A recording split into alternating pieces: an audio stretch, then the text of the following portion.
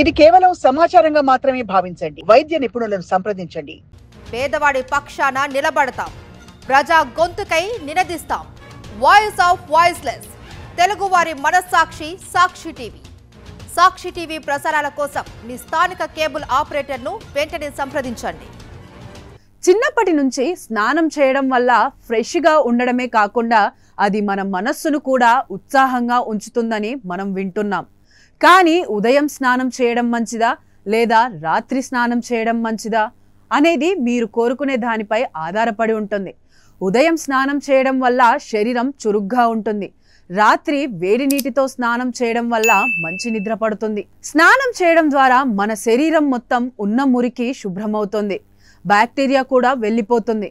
స్నానం చేయడం వల్ల అలసట తొలగిపోవడమే కాకుండా అనేక ఇతర ఆరోగ్య ప్రయోజనాలు కూడా లభిస్తాయి.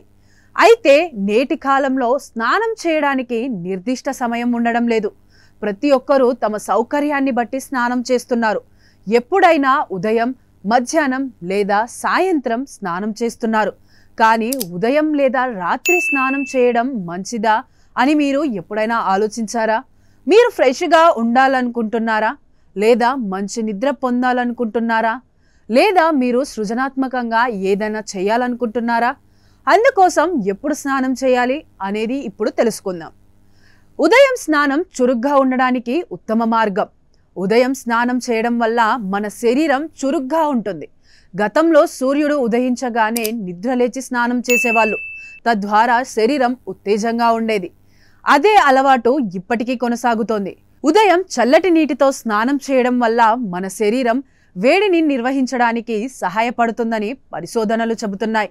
ఇది మన శరీరాన్ని తాజాగా ఉంచుతుంది.